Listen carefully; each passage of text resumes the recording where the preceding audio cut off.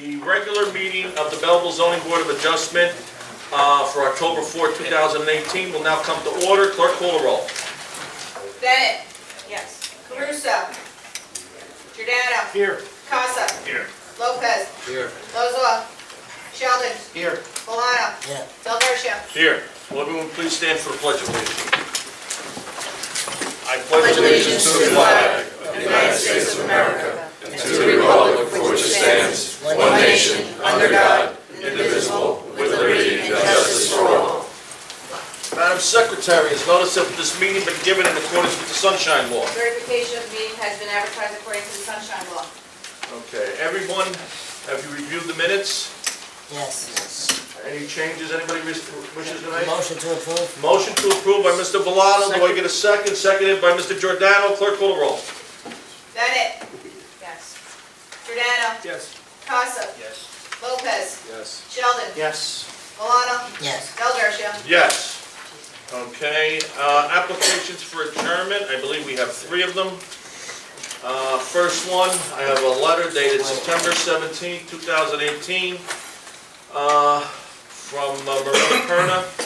Dear Chairman Del Garcia, the above matter is listed for a hearing, and that's 548, 568 Franklin Avenue, Sound Development LLC. Dear Chairman Del Garcia, the above matter is listed for a hearing on Thursday, October 4, 2018, before the Belleville Zoning Board.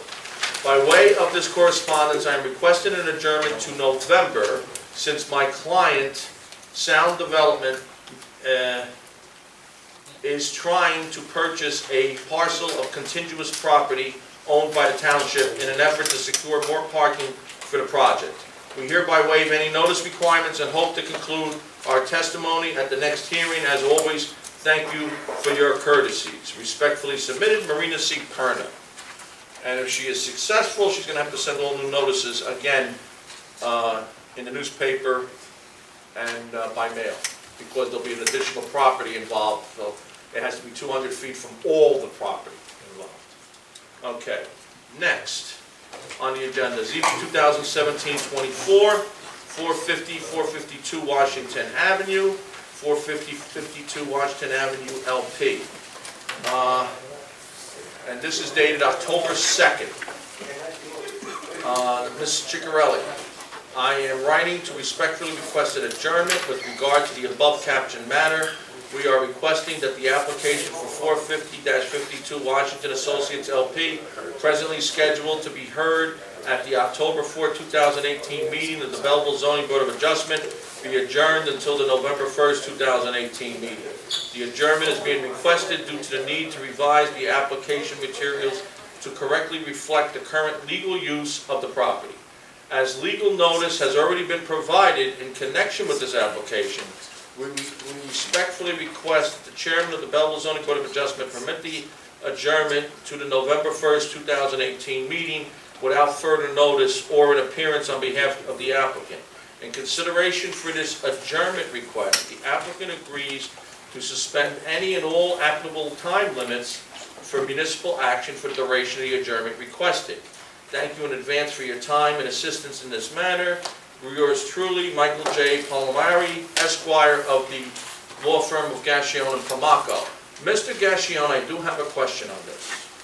And the question is, I don't remember what the original notice said, but it did come up that the second apartment wasn't considered legal.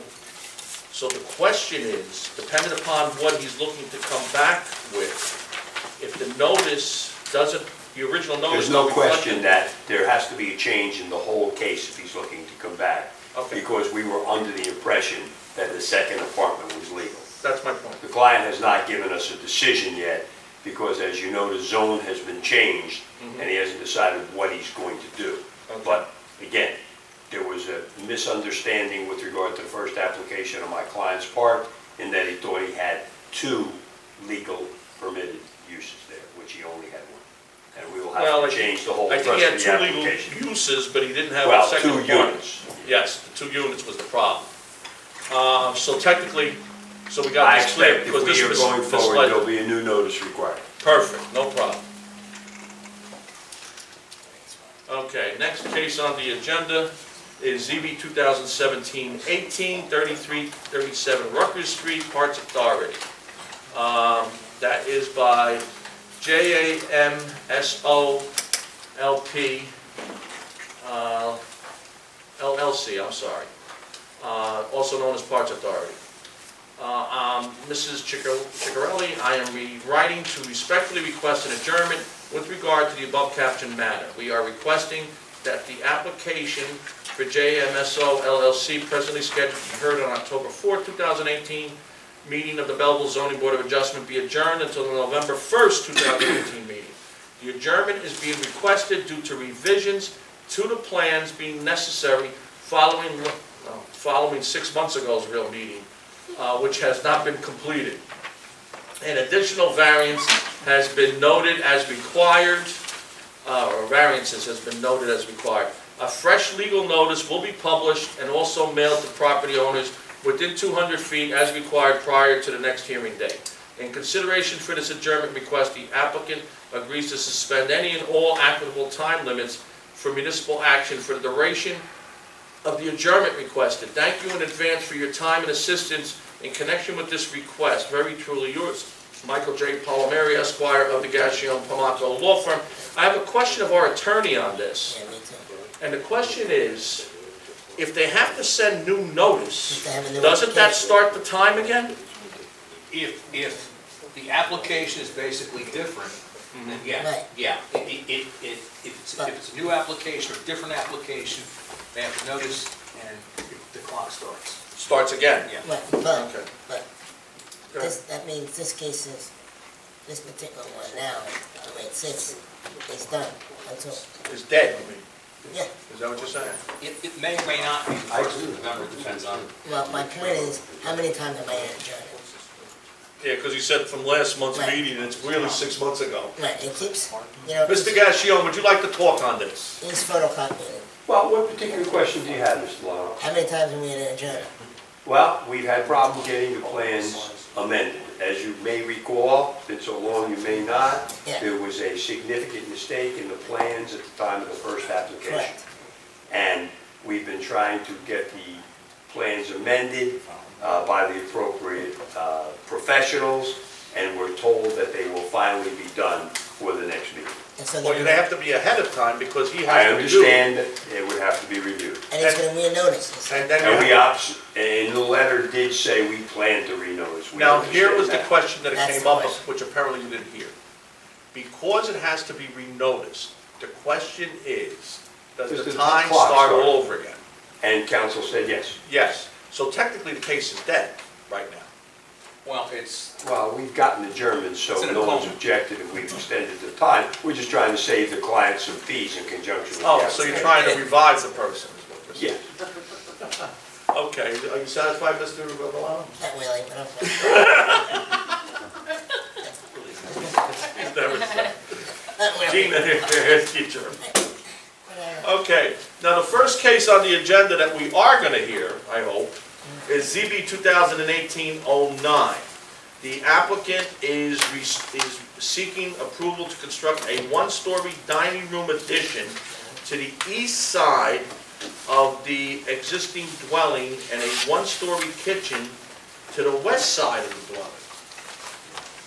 That's interesting. Because I I'm think not on so the east sure about side is those at the directions. sidewalk. I'm not so sure about those. Yeah, because on the east side is the sidewalk, isn't it? I'm not so sure about those directions. The basics, let's put it that way. The extension, if you're looking at the facility, it's to the right where the new Driveway. dining room's The going to be. driveway. That's west.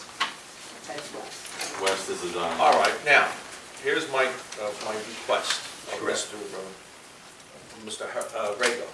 Please swear in Mr. Di Lorenzo and Mr. Gassion, and Mr. Harris, so that way we don't have to do it later. all right. Because I know questions are gonna come up. Swear in Frank and Tom, our township zoning officer, board planner, and engineer. All right.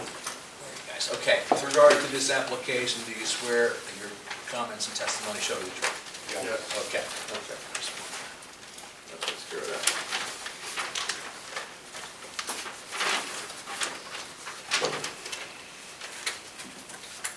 may proceed. Mr. Chairman, members of the board, council's name is Robert Gassion. The firm is Gassion Vermaco, 524 Union Avenue in Belleville. I represent the applicant in this matter, Pamela Dauskis, the owner of 529-533 Giralda Street, where the Roscommon Restaurant and Bar is located. There are also 2 dwelling units on the second floor. It's a BA district. This is an application seeking preliminary and final major site plan approval, a use variance, and bulk variance relief. My client is seeking to construct a 1-story dining room addition and a 1-story addition to the kitchen. The 2 additions combined do not add up to 600 square feet. The witnesses you'll hear from are Mr. Dauskis, Frank Dauskis, the restaurant operator, Gerald Rubino, the architect, Joe Steiger, the traffic expert, and George Williams, the planner. Mr. Dauskis will generally review the existing business operation. He will also discuss what it is he is seeking approval to do. Mr. Rubino will describe the 2 additions and discuss the changes to the site. Joe Steiger will review his analysis with regard to parking and traffic and discuss the expected impact as a result of the addition. Finally, George Williams will discuss the surrounding area, the relief sought, and the zoning reasons that allow the board to grant the requested approval. I'd like to call my first witness, Mr. Dauskis. I wanted to state for the record that the notice and publication are in order. Yes. That was going to evidence as A1? Yes. Okay. So anything else, Mr. Gassion, goes to A2 or A3? Raise your right hand, please. With regard to this application, do you swear the testimony you're about to give shall be the truth? I do. Would you state your name and spell your last name for the record? Frank Dauskis, last name is Dauksis. Thank you. Mr. Dauskis, what is your business address 531 Giralda Street, Belleville, New Jersey. and your occupation? General manager and president of Michael's Restaurant House. And for how long have you been the general manager of the Roscommon House? 10 years. And for how long has the restaurant business been in your family? 36 years in November. And for how long has there been a bar at that location prior to the restaurant business? Probably about 50 years total, complete. Probably longer. Maybe. Generally describe the operation of the restaurant slash bar. We are a full-service restaurant, some catering as well, on and off premises. We have a bar, 20-stool bar, 15 high-top tables around the bar, 40-seat dining room currently, and that's pretty much it. Are there also 2 residential units on the second floor? There are. What is the total number of employees? Total number of employees, 20. And what is the maximum number at any one time? At any one time on our busiest nights, about 14. And that's probably just a Friday night, is that correct? Friday nights, that's our busiest nights. And can you review the method by which your employees arrive at the business location? Many of our kitchen staff arrive via public transportation. 1 or 2 of them drive in. Our bartender staff, for the most part, get driven in by boyfriends and husbands, and then get picked up by them at the location also at 2 o'clock in the morning, which is when we close. Daytime staff usually drives in, but there's only 1 person on staff at the bar for that. And restaurant employees in the restaurant side, 1 of them drives in at any given time, and the other ones don't drive. The helpers are all 16 and 17. Do you expect any increase in the number of employees as a result of this addition should the board grant this approval? 1 or 2 at max. And in what capacity would they probably serve? They would be a server or bartender in the new area, but probably two servers at max would be added on, only on the busiest time. You've already indicated that you close at 2 p.m. What time do you open for business? 11 a.m. to 2 a.m. And describe or explain what kind of deliveries you get and when those deliveries are made. All deliveries need to be brought in by food deliveries, beer deliveries, liquor deliveries. Everything needs to be in by noon. We have a strict policy that all our vendors that everything in by noon. There's one vendor who comes in at 4 o'clock on Mondays like clockwork, and other than that, everybody has to be there between 9 a.m. and 12 p.m. And customers, do you find that over the last few years, a large group of customers now come via Uber and leave via Uber? Yes, Uber and Lyft is a major way that people get to the restaurant and bar now. And you also have customers who come together, like a couple, or maybe a family with a couple of kids at the right time of day. Yes, in the restaurant especially, and the bar as well. The bars, a lot of Uber patrons, but in the restaurant, a lot of people, most people come in full, like a table of four is driving in as a family. And would it be fair to say that the majority of your customers are Belleville and then some from a place like Nutley or Bloomfield? Yes, And would there be at least a few of the Belleville people that walk to your place of business? yes, definitely. I have no further questions to this witness.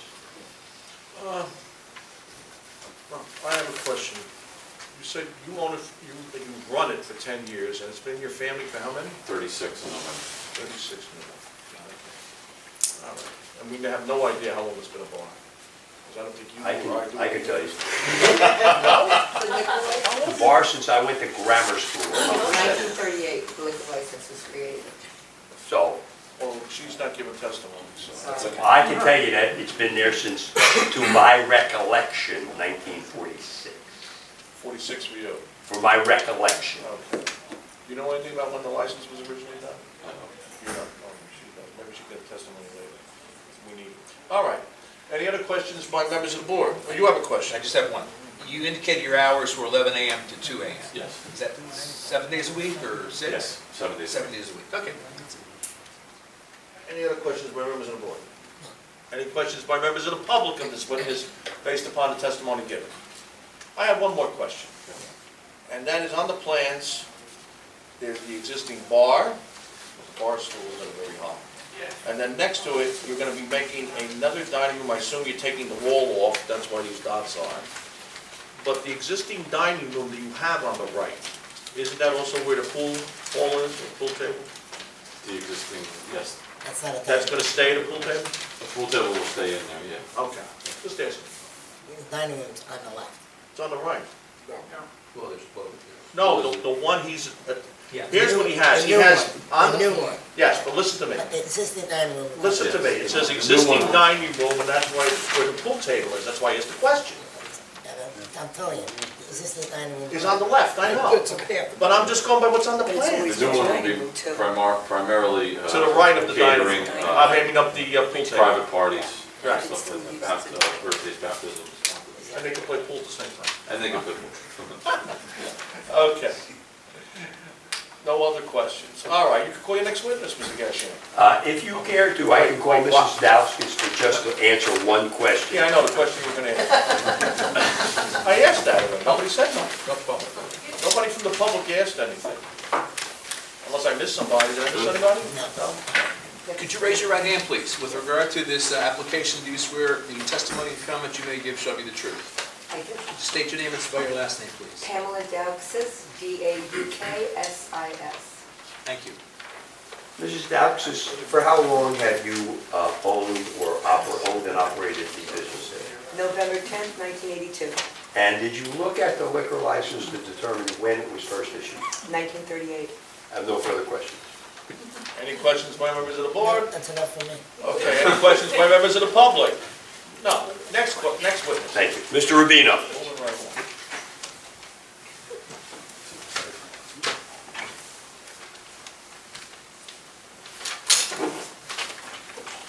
raise your right hand, please. With regard to this application, do you swear the testimony you're about to give shall be the truth, so help you God? I do. State your name, spell your last name, please. Name is Germano Rubino, first name is Germano, last name is Ruvino. Thank you. Mr. Rubino, what's your business address? At 30 Luisi Drive, Galesi, Wayne, New Jersey. What is your occupation? I am a licensed architect in the state of New Jersey. For how long have you been practicing in the field of architecture? From what school did you graduate? Graduated from New York Institute of Technology, where I received a Bachelor's of Architecture in 1977. Became licensed to practice architecture in the state of New Jersey in 1980. And I have been the managing principal of the firm since 1994. And your license is still in effect? Still in effect. And can you give us a board in our neighborhood where we give testimony? I've given testimony before the planning board of this municipality on behalf of the Belleville Board of Education. That's good enough. Okay. Mr. Rubino, would you Any problems I'm accepting sorry. as an expert? No problems. You answered that question. All right, fine. Just want to make sure nobody else wants to overrule. No, I just say, usually goes, any objection? No. Okay, thank you.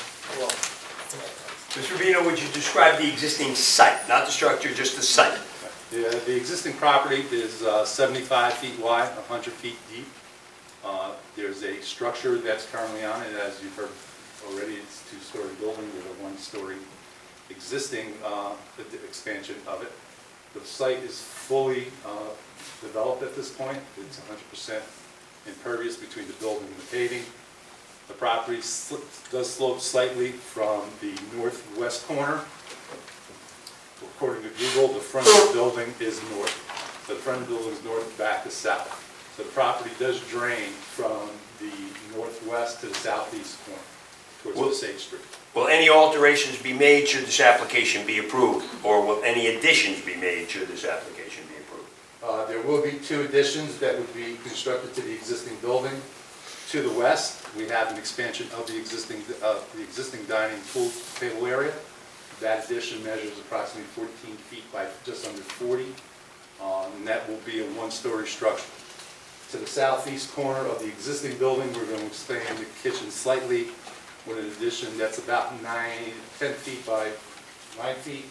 And that kitchen addition is really to bring in some more stainless steel countertops to serve as a small prep area to free up some areas in the main kitchen. And could you describe the proposed exterior if there's any changes? In terms of the existing will stay as is. The one-story structure, as you can see in the elevations on the drawing submitted, we're going to expand to the west. As I indicated, the building will be just under 14 feet high. It will be a wood frame building with a stucco finish to match the stucco that is currently there. There are parts of the existing building. The original building was brick, and looked at some point, somebody stuccoed over the brick, probably to take care of some crack in that facade. So we're going to cover up the remaining part of the brick of the existing building so that the entire front facade is stucco. That stucco will continue on to the west side of the addition and to the south. And would you consider that an aesthetic improvement to the existing appearance? Yes. And how will the waste and garbage generated from the site be contained? Currently, the refuge area is located on the dining room that you see to the right of the floor plan. That refuge area is going to be moved back to the southeast corner. There was a letter indicating that it would be provided with a fence. We're providing a vinyl flat fence with slats so that that area is, you don't see, it's shielded. And in the construction official or zoning official's letter, there was a comment with regard to the lighting. Can you review that lighting? Yeah, the lighting is shown going around the perimeter. It's placed so that we could provide a minimum of 1-foot candle in the parking areas, but none of the lighting will go past the property line. The light fixtures that are being provided for the project are one that where the source of the light itself is shielded, so nobody in the adjoining property or to the south side of the building would be able to see that source of light. I have no further questions of this witness. questions by members of the board? I have a question for you. I have a concern with the refuge area, the new area. The neighbor that's right behind you, seems like they're right on the other side of where they're gonna put this. I would imagine that this place has to have some type of odor given the food that's coming out of there. Is that something that was addressed with the neighbor behind there? I'll recall my client, he did talk to that neighbor. Mr. Rubino did not talk to the neighbor, but my client did. Okay. I have another question. So this extension of the building, also, you have more question?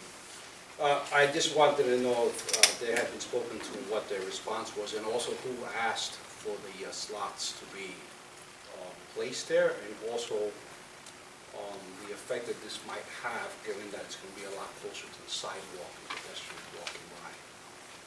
On the front facade? No, in the back where the refuge is going to be going. Well, again, it's not going to be a structure, it will be a vinyl fence. Right. And it'll be 6 feet high, and it has vinyl slats that go, that weave through the crossing of the fence. So And there's- by ordinance, that refuse area has to be shielded, Correct. can't be an open structure. Correct. But will there be any effect, any pedestrians walking by through there? No, because- Because it's going to be a lot closer to the sidewalk. You can see, it's closer to the sidewalk, but it is placed 5 feet off the property line. If you have no further questions, other than the concerns of the neighbor. Let me ask you a question. Why are we moving the refuse area? I think that was a request that was part of the development of, that was a request to get it off the back of the building. It was an owner request. Well, I'm saying because where you're putting it is currently, I believe, 2 parking spaces. So you're eliminating 2 parking spaces by putting it there. We are losing a couple of parking spaces, yes. I saw the 6 spots seem to still be there. There's a garden area there right now. Yeah, There's a little garden area there. right. They're not, There's 6 you're spaces. you're referring to, in front of the refuge area, I don't believe we'll ever legal parking spaces. Am I correct? Yeah, they're not striped, if I remember, there's a I'm not saying little never- landscaped area, but there's 6 spaces marked out. You know Right. I'm not gonna say I never parked there. Oh, I'm saying because I do park there, that's why I asked the But they're not question. legal, I know that. They're not legal, that's my point. You won't be parking there anymore. I guess not. Right. If this Okay. goes through. So let me ask you a question then. Where they're doing this, okay, where the old area was, is there any reason why we just can't put 2 parking spaces there? That's, I don't think you have That was the the plan. aisle width. I think the question would be, how does Because then we could definitely put at least 1 behind the addition, where the driveway is. I think we better get Mr. Vasquez back up working. Okay. They might use their existing driveway to access the refuse now, so if you're closing it off, they have to move it so they can access it. So, Can I leave that question for the traffic expert? He's prepared to answer that. But I will call my client back up And with this regard to the extension, neighbor. I'm sorry, and this extension is going right to the property line next door, correct? Just sure, yes. Correct. Okay, just wanted to clear. Any other questions by members of the board?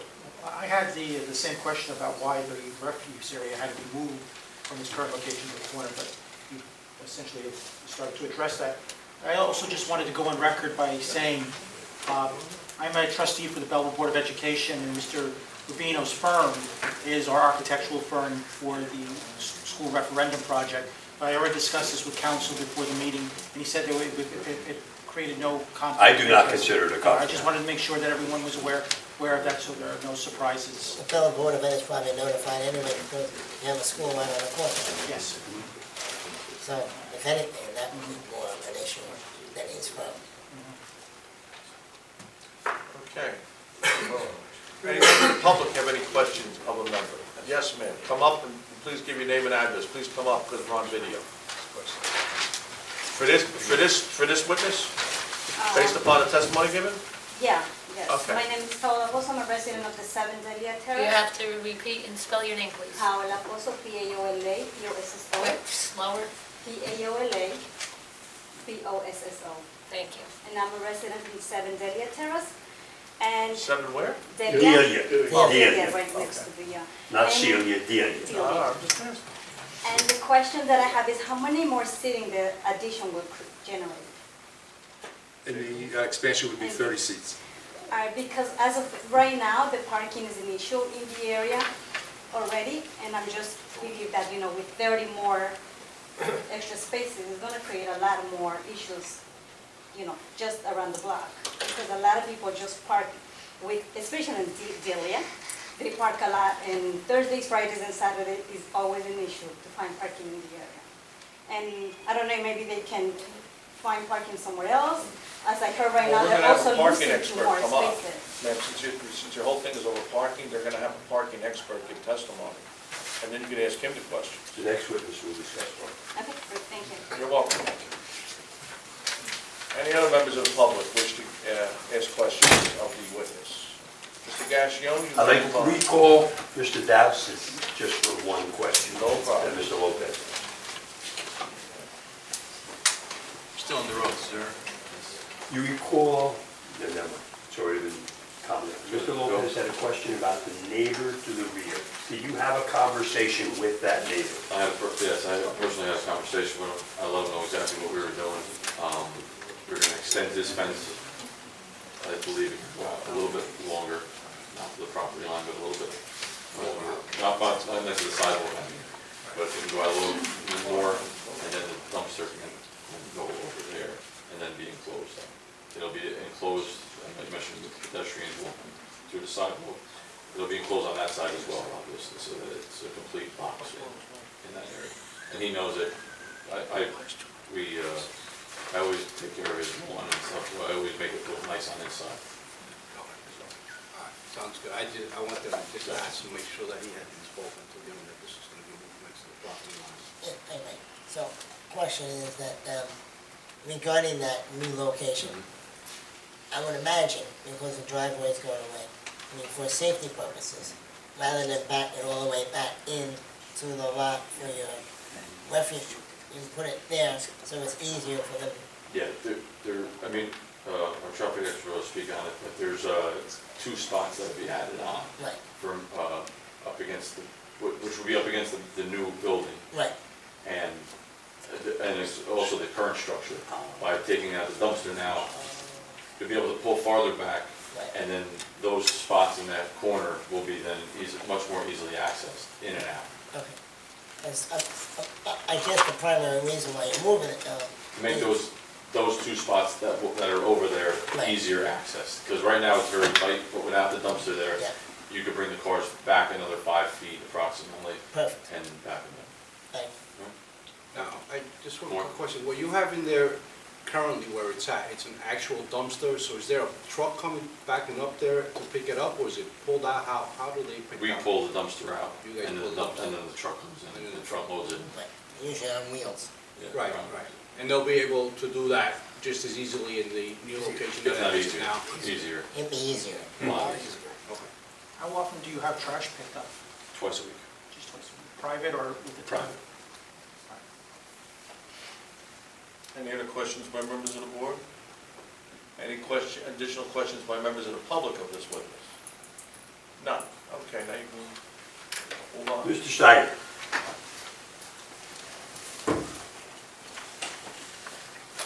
Raise your right hand, please. With regard to this application, do you swear the testimony you're about to give shall be the truth? Yes, I do. State your name and spell your last name, please. Yes, my name is Joseph Steiger, Staigar. Mr. Steiger, what is your occupation and where do you maintain your practice? I'm a professional engineer at 245 Main Street in Chester, New Jersey. Dynamic Traffic is the firm. I have a Bachelor of Science and Master of Science degree in Civil Engineering, New Jersey Institute of Technology, then an adjunct professor of Traffic Engineering at NJIT, professional engineer licensed in the state of New Jersey and other states in the Northeast. I've appeared before this board. It's been a little bit of a while. Mr. Del Gershio, you look very familiar. Mr. Valano, same there. I usually stick out. I didn't mean to say it that way.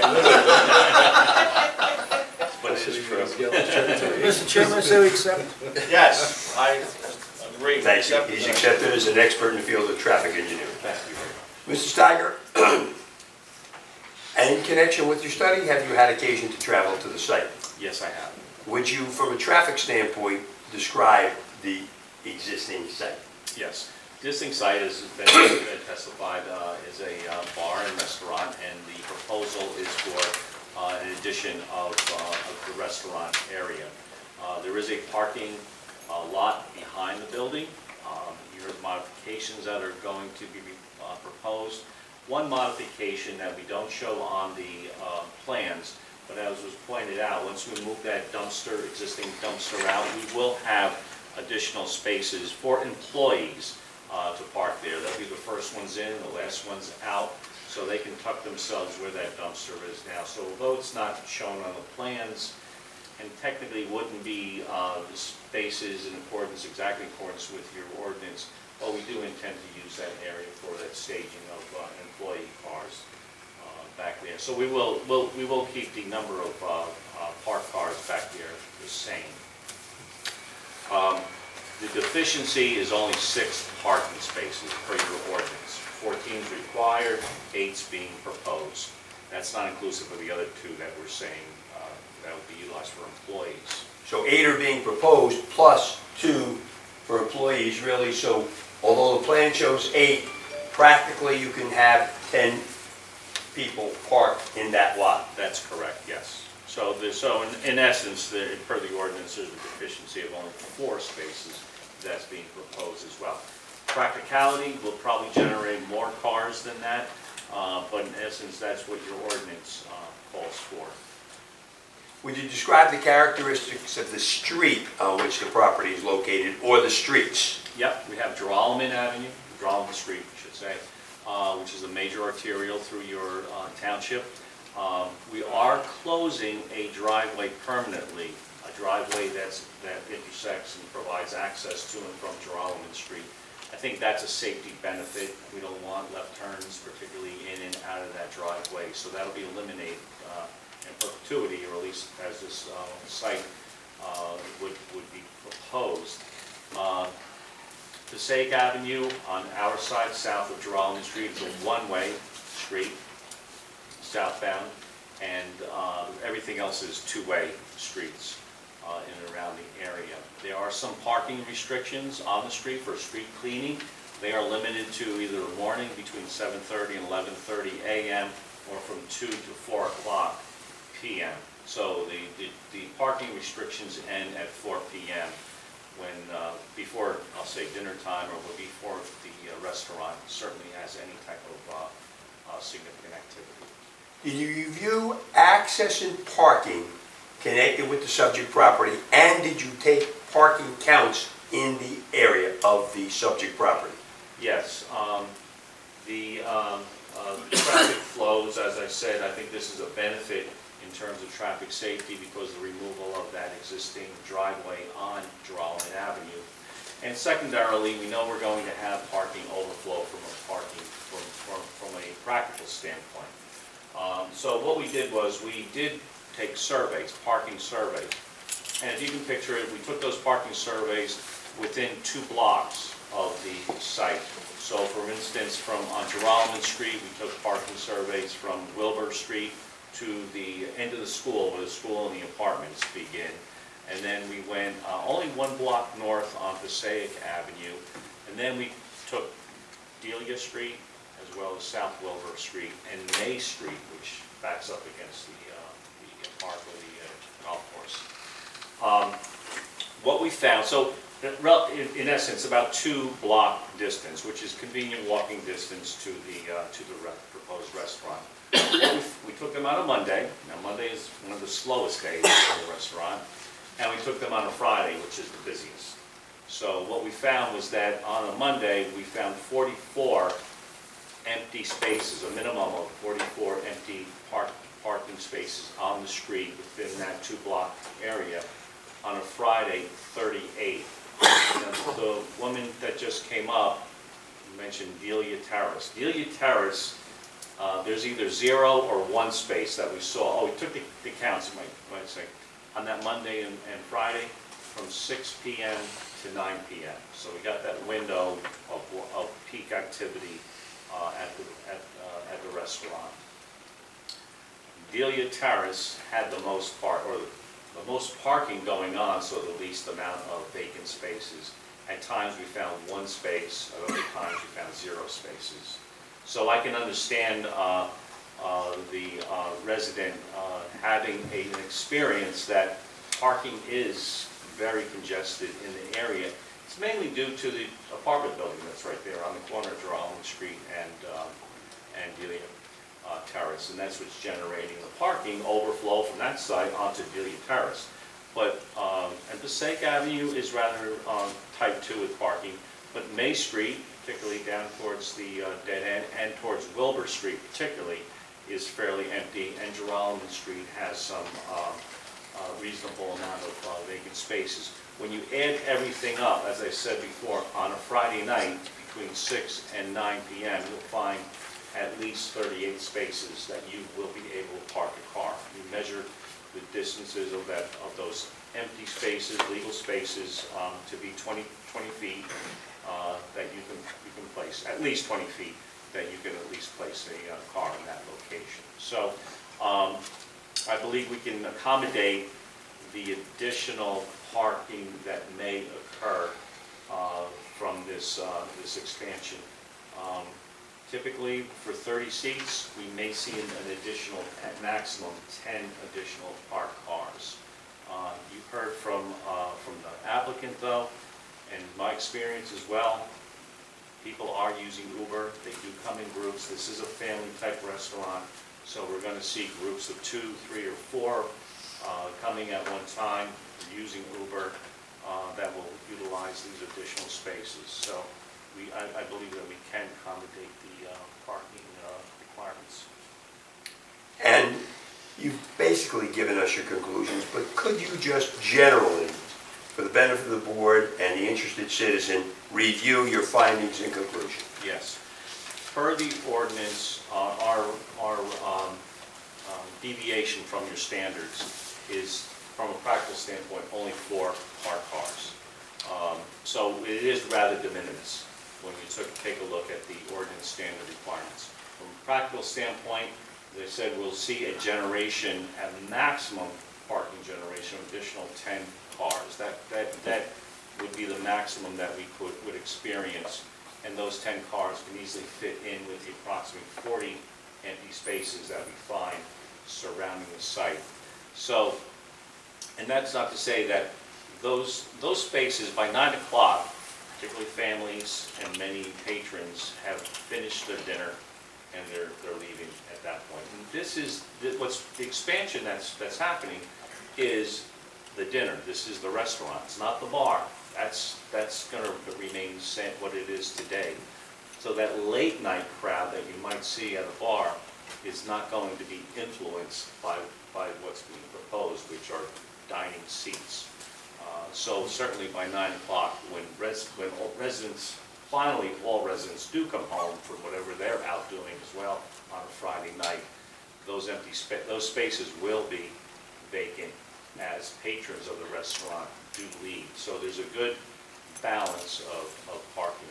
So in essence, in conclusion, I believe that the public parking spaces that are there during the early evening can certainly accommodate the additional minor increase in parking demand that's generated by this proposal. Is it fair to say that you estimate a maximum of 10 additional cars? That will occur probably only on one night of the week, the Friday night? Friday night, yes, that's correct. I have no further questions to this witness. Let me ask you a question. Do you think what happened also on Saturday night? Well, as I conferred with the applicant, it's a lower activity on there. On Saturday night? On Saturday night, yes. Any other questions by members of the board? I have a question for you.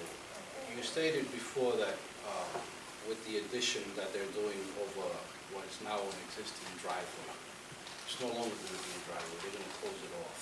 Correct. So does that mean that that driveway will become an available parking space in front of there, now that it will no longer be a driveway?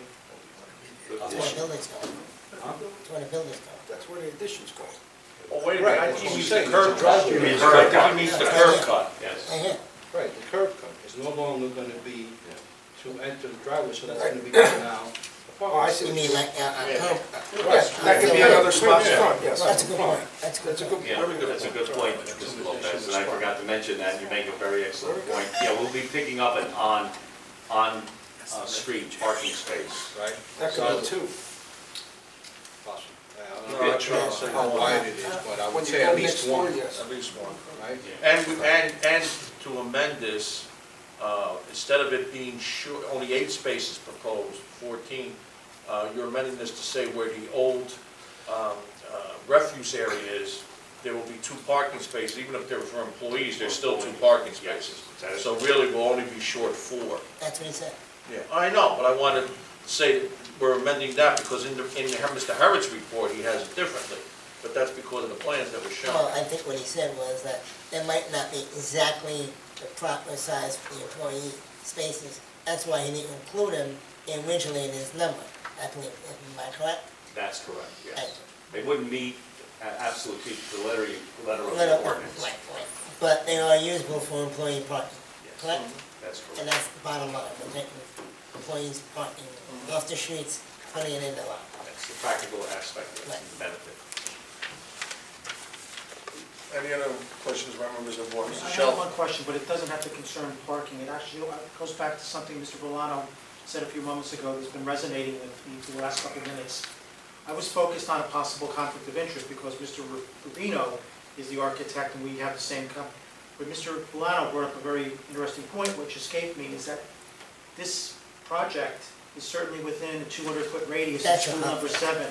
And since I'm a trustee for the board, if the board had been noticed, it either went to our BA or our superintendent, and I didn't get any notification, is there any legal problem with me hearing this case because this project falls within 200 feet of one of our schools?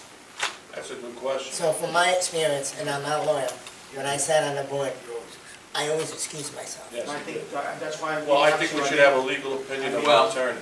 And Mr. Gassion, if he has a problem.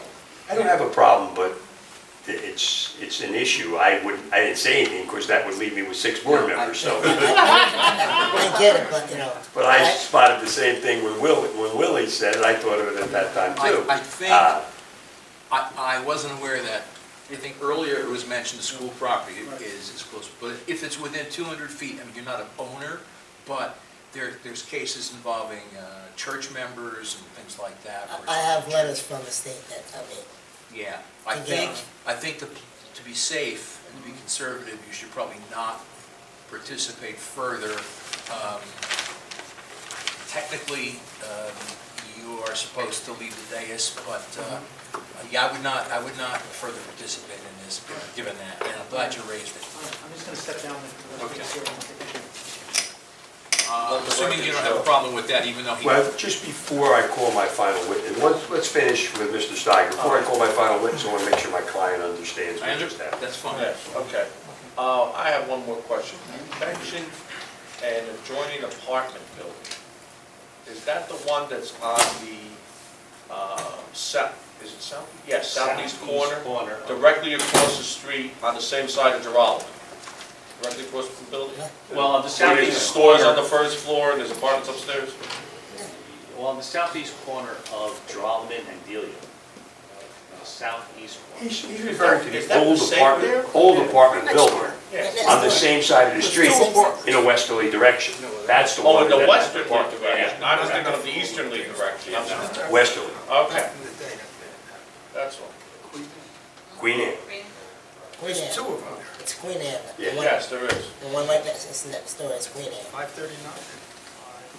Yeah. I think also we had a case before and it came up that that was in a different zone. Wasn't the same zone as this property. And it's Queen Anne. That's the thing. But it's a very old apartment building. Yes. Built prior to the Yes. requirement of. I thought he was Parking. meaning, I thought he was meaning the building on the opposite corner. That's Yeah. all. Okay.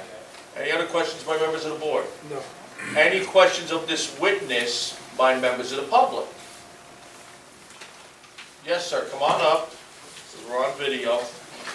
Give your name and address, please, and you'll have to spell your, Well, at least your last name, hopefully your first name's easier.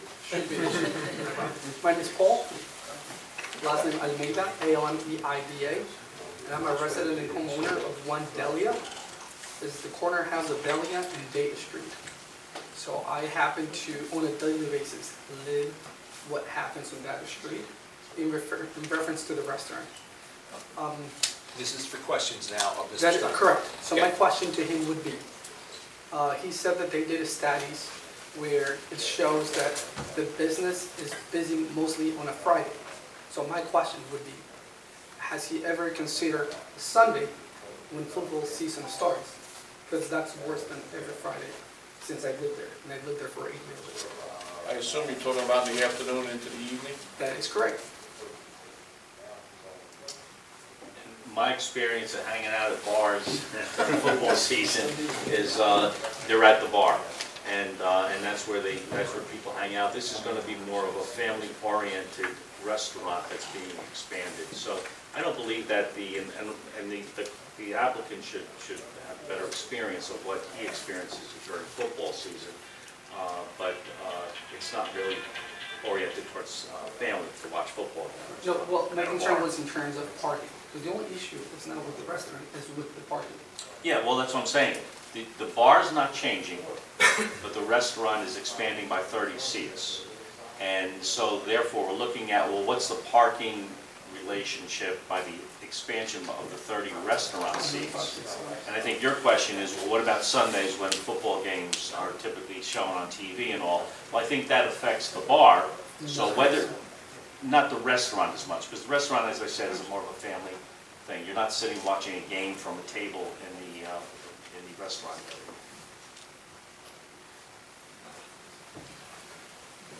Any other questions by members of the public of this witness based upon testimony given? Okay, Mr. Gassion. Can I have a 3-minute recess to explain to my client what it means that Mr. Sheldon was forced to leave the board? Yeah, should we have a 5-minute recess? Thank you. We'll reconvene at 5:02. Gassion, we're back in session. We ready, ladies? Yep. All right, we're back in session, Mr. Gassion. Your next witness, I assume? Mr. Chairman, I took a recess to explain to my client the circumstances, again, that he needs 5 votes, no matter how many members are present, and in view of the fact that Mr. Sheldon had a conflict, we only have 6 members. That was the reason for my request for the adjournment. My client would like to go ahead, but obviously he has some degree of concern, and counsel indicated to me that I might be able to ask to hold off my ultimate decision until deliberations take place. If that's a permissible procedure, obviously, I would like to follow As that. long as Mr. Rego says it's permissible, it's permissible. I think what Mr. Gassion is asking for is something that Well, it's not something we haven't done before. Yes. boards do it, some boards don't like to do it. It's basically before the ultimate vote, he would like to hear some thinking and how the board, and you don't be coy about it. If he has 5 votes, he's going to ask for a vote. If he doesn't, he'd ask for a adjournment. Well, that would also mean, ladies and, or lady and gentlemen, that we should speak up. Not be coy, not say nothing. Yeah, at the end of the case. Yeah, I'm very quiet. I can tell. Yeah, I'm very All quiet. right. I'd like to call my next witness, Mr. Williams, who is my planning consultant. Okay, yes. Could you raise your right hand, please? With regard to this application, do you swear the testimony you're about to give shall be the truth? I most certainly do. Okay, could you state your name and spell your last name, Good please? evening, Commissioners. My name is George Weedle Williams, Williams with an S, W-I-L-L-A-M-S. Mr. Williams, have you appeared before this board very recently? Yes. As long as he didn't lose his license, he He's can fine. testify. Thank you, For the Yes, simple still correct. reason, he's made a big impression on this board. I'm not saying which way. Right, I noticed that. So Mr. Williams is accepted as an expert in the Yes. field of planning. As Mr. long Williams, as he in still order has to his license, prepare, no problem. in order to prepare for this hearing, what did you review? Again, good evening. In preparation for this application, we approached the matter the way we do every single land use matter, and that's with a review of the local land use ordinance documents, which is your zoning code and your master plan, both the update and the 2009 plan. Of course, we also visited the site and then looked at both the site plan and site plan application. In addition, we reviewed the literature, planning literature that we believe supports the release we're seeking this evening, some of the case law, and of course, we read your board engineer's report and the zoning officer's determination. And would you give us a planning overview of this application? Yes, and Commissioners, I apologize in advance. I'm going to refer to my notes because I actually have two this evening, so I want to make sure that I capture everything in this application. You've already heard testimony from the applicant, our architect, and traffic engineer. I'm just going to repeat a few of those facts for the record, and then I'll get into the essence of the planning overview. As you know, this is for the expansion of an existing use, that use being a restaurant/bar with an emphasis on the restaurant. And it includes roughly a 546 square foot addition, and that purpose of that addition is really to allow the additional dining seating that you heard testimony about earlier. This is located in the municipality's BA or commercial district. As you heard from the applicant, the use has been there for almost 35 years, and further if you count the liquor license and bar prior to that. It has evolved, particularly under the applicant's management, from more of a restaurant/bar than a bar/restaurant. And we thought that was important to mention to the board, and I think Mr. Steiger tried to capture that when he spoke about the impact of the proposed addition on the use in the surrounding area. The addition, relatively small, will allow the applicant to add approximately 26 seats for the dining area. And you heard a description of the property already, slightly larger than the minimum lot size required. We have 7,500 square feet, and the required minimum is 5,000. You also heard it's a mixed-use structure, so we do have the two residential dwelling units on the second floor and the ground floor, and I'll show you some pictures, but you all know this area as well as, if not better than I, is the restaurant and bar. Would you review the relief being sought? Certainly, there are two reliefs being sought. First is for the expansion of the non-conforming use. And as this board knows, a non-conforming use can only be expanded if the board grants a D2 variance, and I'll speak to the proofs required for that variance in a moment, shortly. The other relief is for the parking, and you heard testimony from Mr. Steiger about the required number of parking spaces under your code being 14, excuse me. We have 8 with a silent 2 on site, and we're not proposing any more, so we're deficient approximately 6 spaces, and so we're looking for relief in the C2 context for that deficiency. And would you review the proofs required for the D aspects of this application? Certainly. Should I hand out the pictures, or do you think we... Yeah, I think so.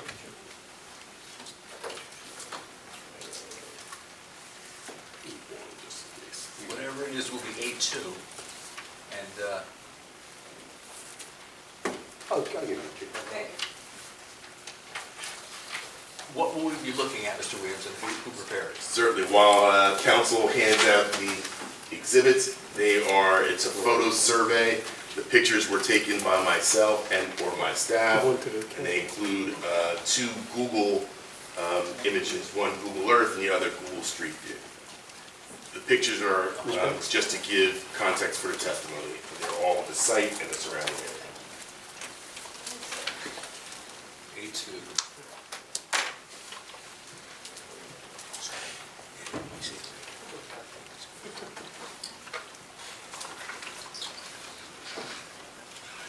I'm sorry, please proceed. Certainly.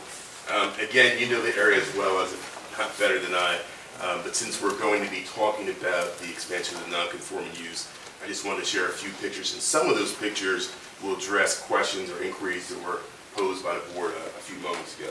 The first is really simple. It's a Google Earth image dated October of 2017, and it shows the aerial perspective of the site in the context of the zoning districts and the street layout. I think it was the chairman had asked about the apartment building to the west, and that is, he is correct, that's in the RB district.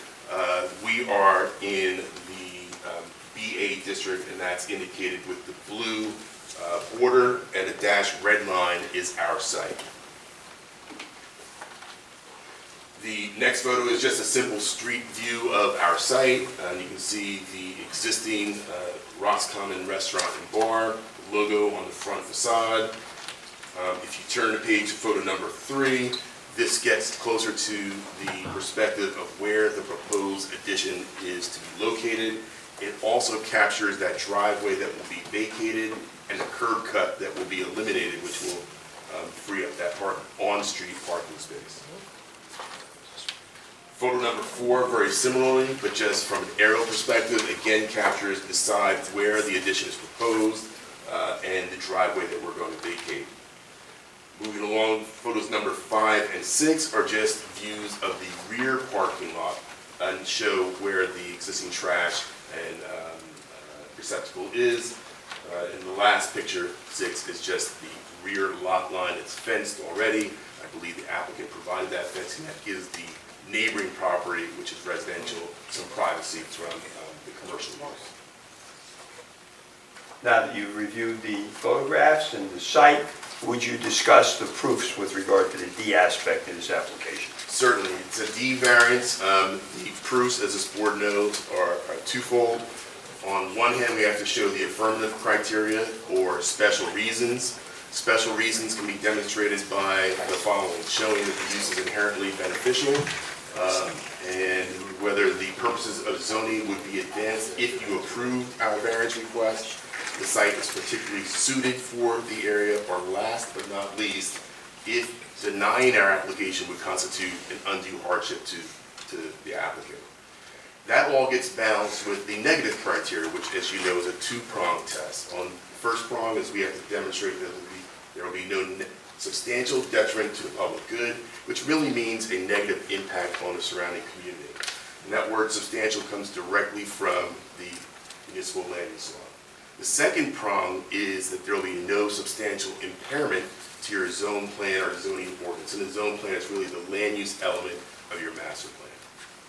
So with that being the context for the proofs, I'll just add one more bit of referral to the case law, and that is that the case law relevant to the D2 variances speaks to the fact that the boards can give greater liberality to the negative criteria because it's different than a wholly new non-permitted use. It's been in existence for 35 years, so when we go through the negative criteria, the board is allowed to grant some more liberality and or offer suggestions for conditions that will help harmonize the non-conforming use. And there is a judge that provided his opinion about that, Judge Clifford, and his quote is, very briefly, when a lawfully created pre-existing non-conforming use cannot be eliminated, a municipality may and should seek to harmonize the use with its environments. To this end, the municipality ought to require aesthetic improvement as a condition of expansion, and the municipality's ability to insist on specific changes as a part of the expansion safeguards general welfare. In this case, I would offer to the board, our design team has probably done that already for you. They have paid particular attention to the aesthetic of the proposed addition. They're removing what one might argue is an unsafe condition, which is that driveway which allows turns onto Geralman, and removing the curb cut, which will return a on-street parking space or two. So I did want to share that with you. That quote you just read was from the Burbridge case? Yes, I'm sorry, that's from the Burbridge court case. In terms of the purposes of zoning, in my opinion, if you were to grant our requested relief for the D2 variance, you would advance subsection A of the purposes of zoning, and that is to encourage municipal action to guide the appropriate use or development of all lands in the state in a manner which will promote the public health, safety, morals, and general welfare. In this instance, if you were to grant our relief, you would advance that purpose for a couple of reasons. The health and safety, again, going back to the vacation of that driveway, which our traffic engineer has opined is not the safest use of that space, but more importantly, the stimulation of the local economy, and your master plan speaks to the importance of supporting local businesses, in particular some of your restaurant areas. Subsection I, to promote a desirable visual environment through creative development techniques and good civic design and arrangement. Often the focus is on the visual part and not the civic design. In my opinion, if you were to grant this relief, you would be advancing both. The design team, again, focusing on the aesthetic of the new addition and primarily its facade, but the civic design, again, the use of the available property in a way that perfects the site layout, both in terms of parking and the refuse siting. Would you review the C proofs? Certainly, just one quick follow-up, and I will try to be brief. In my professional opinion, there's no substantial detriment to the public good if you were to grant this D2 variance, and there is certainly no substantial impairment to your plan. I looked at both your update plan and the 2009 plan. Both don't have anything very specific about this area, but they do suggest that the municipality support local economy and encourage business development. So in my professional opinion, there'd be no substantial impairment to the plan, no substantial detriment to the public, based in large part on the testimony we heard from Mr. Steiger. And would you review the variance for parking? Yes, sorry. In my professional opinion, the appropriate context for the review of the parking deviation, again, 6 spaces, would be the C2 context. C1 is the hardship context, C2 is the flexible C2, and it allows this board, as you know, to consider the benefits versus the detriments and to make a determination, if appropriate, that the proposed parking arrangement is a better zoning alternative than a strict application of your code. In my opinion, the C2 context would work here. Again, the deviation is relatively small based on the Belleville code. We have 14 required. We have 8, and we're proposing 8. Again, you heard Mr. Steiger mention that we actually will have 2 additional non-conforming spaces that will serve as staging for staffers, so that brings the deficiency even lower. What is particularly helpful, however, is the fact that this is a 35-year-old pre-existing nonconformity, and as Mr. Steiger mentioned, has coexisted in the neighborhood for obviously 3 decades, and the proposed addition will only generate minimally a minimum number of cars, primarily because its focus will be on the dining area, and the assumption is based on the planning literature and Mr. Steiger's study that the people that come to the dining area typically carpool or come in groups. So for all those reasons, it's my opinion that this is specific to the piece of property, which is unique. It would advance the purposes of zoning, the same purposes that I mentioned under the D variance, and that the benefits would outweigh the detriment. That is to say, there's no significant detriment that would accrue if you grant this our relief, but the benefits are all of those that were mentioned by Mr. Steiger earlier. And you've completed your testimony, which is briefly your conclusion. Yes, in my professional opinion, the proofs for both the D2 variance and the C2 variance are satisfied both on the positive criteria and the negative criteria. I have no further questions, Mr. Chairman. Any members of the board have questions of the witness based upon testimony? Any members of the public have questions of the witness based upon testimony? Mr. Casciano, is this your last witness or you have another? That's my final witness, Mr. Final Chairman. witness, okay. Any members of the public want to give testimony on this application? Yes, sir, come right up.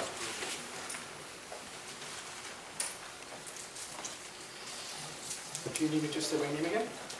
Please, and then I want to swear you in Paul too. Almeida, A-L-M-E-I-D-A.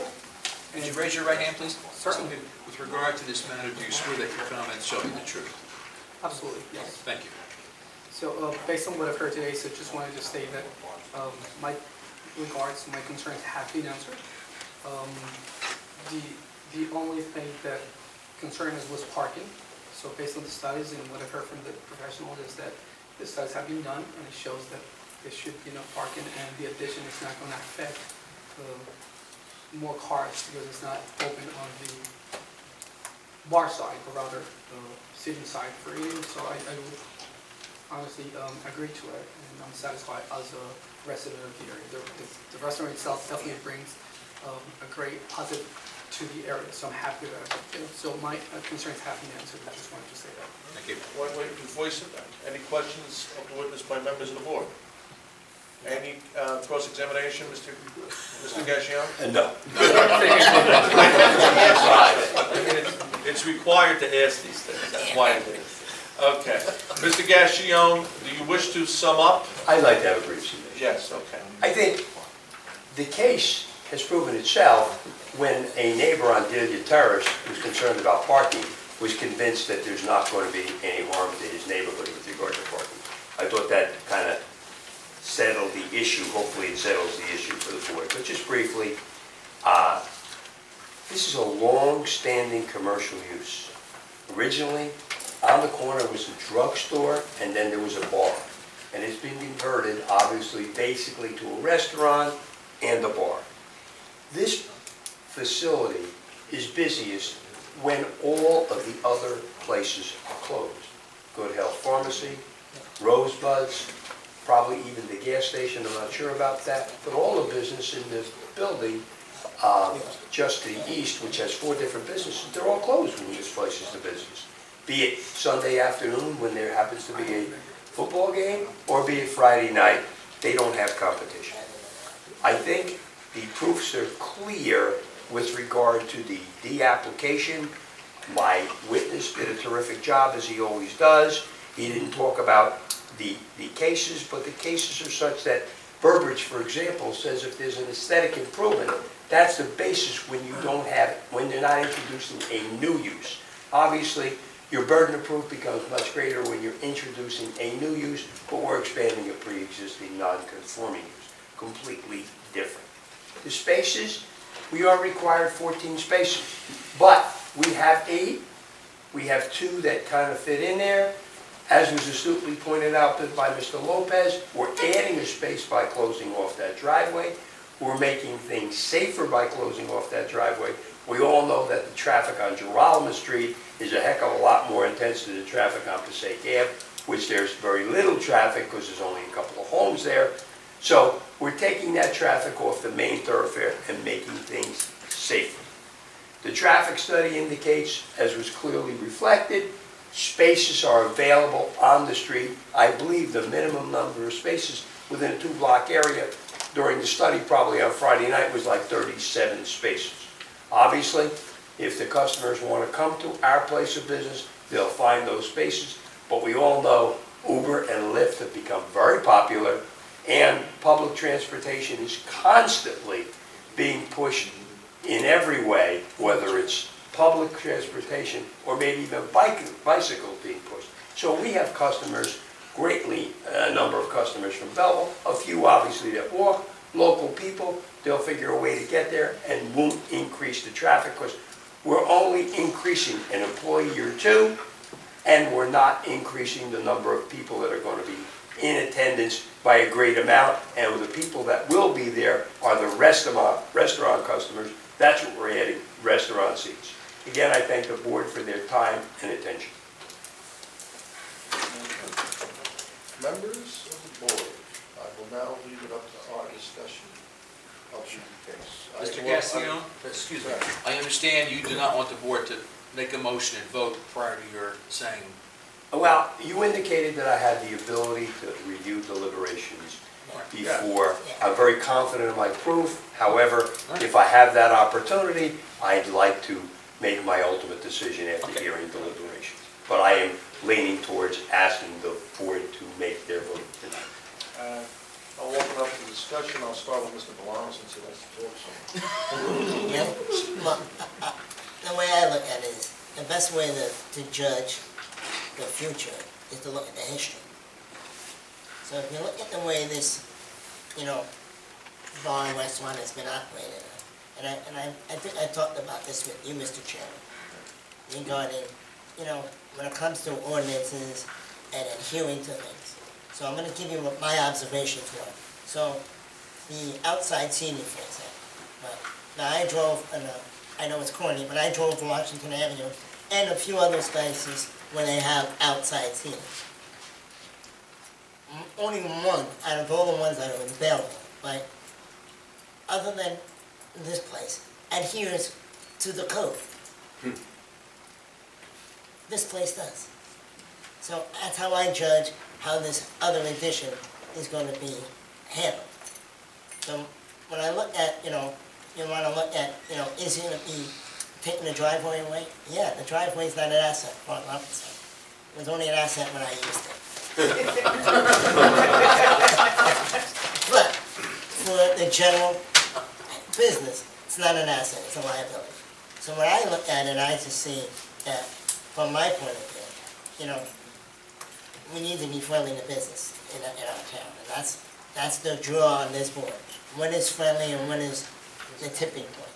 So part of what and I had this discussion with the chairman, that I look at little things like that. He didn't just, he dug up the whole sidewalk, and he redid the whole area, and he put the proper fencing in, not plants. And those are the things that go through my head. And I'd like to believe, if I'm gonna judge him by history, then that's the way this addition will be handled, the same criteria. And I guess the other part is, I know the establishment, and I know the way they operate the business.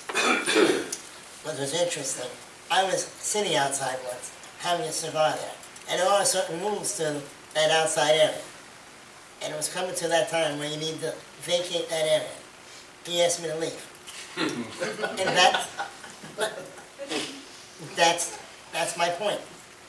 It's, going to, adhering to the rules, because it's outside, there's neighbors there, and he's being respectful. So I understand what they were saying, but it took a lot of moxie to ask me to leave. When you think about it. But he's right. There's neighbors next door, there's neighbors in the other blocks, so that's the way I judge the future of this place, by the history. And I looked the way he did he did the whole sidewalk, he put pavers in, he cares about the area. This is not a one-day business event. This is his life, this is the future. That's the way I look at this particular project. And we all know I can be a stickler. So yeah, I looked at his fence, and I looked at how he cemented the fence in. I looked at it, that's who I am. I'm a stickler, I am. And he did it right, and that stuck in my mind about what the future of the addition is gonna look like, and how it's gonna be treated. That's my summation of my point of view. Yes, Mr. Giordano. I also go on the history of a business and how the business is run. And being a police officer in town for 26 years, I know that the business is run well. Have there been problems? Minor over the years, but those are dealable problems. But on a whole, I don't think we've had anything going on there for a couple of years. He runs the business well. When it's time to close, the place is closed. We do bar checks in town as police officers. They have to be closed at a certain time, and he is always on time. He always clears it out, and not only that, he takes care of his business. If you ever were in there, he updates things, he keeps things well, he remodels things. That's what we want in this town. We want somebody with a business sense who is family-oriented, and it is his business for his family. It's his life. It's his life, so I will definitely vote yes for this.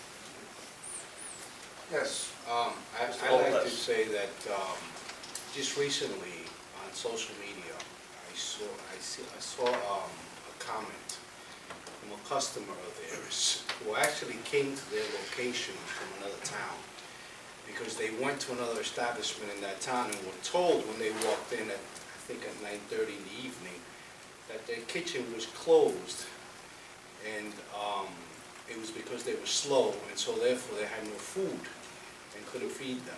They left and they went to Michael's. They were able to get very good food there because the food's there. The food there has always been good. And that to me speaks volumes, that we have establishments like that within our town because we don't have many of them. One, that provide good service, two, that provide good food, three, that provide a very good environment. And if this is something that they're asking to extend, not only for those who visit from out of town, but especially the residents within town, I am definitely a yes for something of this nature. It's something that our town needs more of, so yes. Okay. Ms. Bennett? Yeah, I can kind of go along with Willie, although I don't have the history. Some of the things that I jotted down were, there is a pride of ownership with this establishment, and I think that's fantastic. I think that it's a corner property, it's a great visible building.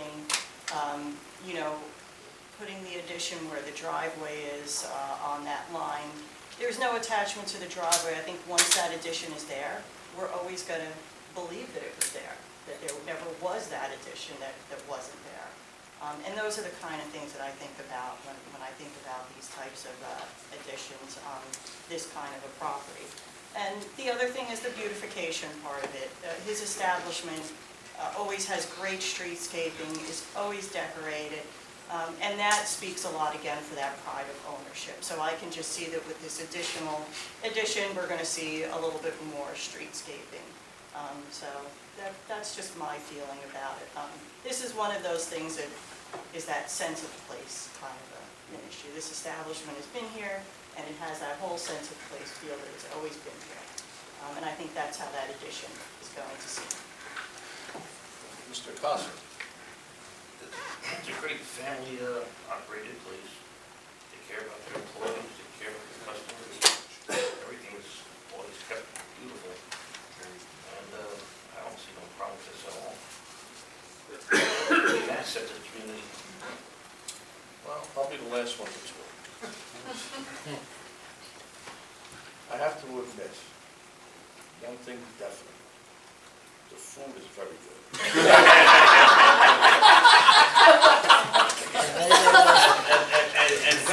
And I love good food. But Those are a little too high. Until I broke everybody up. To add on to that, me and Mr. Villano did talk about when they put the nice gates there for the outside. We had a conversation about it, how nice it was. But to add on to Mr. Giordano, who I also was in law enforcement, although I was in the locked up part of law enforcement, whenever you think about a bar, you always think about some bad incidents. And we've had some bars in town that have had some bad incidents, okay? But this bar has always been run extremely efficient, with no major incidents, maybe minor like he said, but I have never remember, and I've been in this town for 40 years, a major incident happening out of this bar. It's run extremely well. They've had some big events like St. Patty's Day, and there's never a major incident. And that is what you would say a good thing for a town. Makes a town look good. When it has a place where people can go, enjoy good food, have drinks, watch the ball game, watch the Super Bowl, whatever is going on, and you feel safe that no incident is going to take place where somebody might be in danger. And I give you credit. You run the place beautifully. Thank you. You're welcome. So now, Mr. Gassion, what do you Obviously, I would like to vote to be.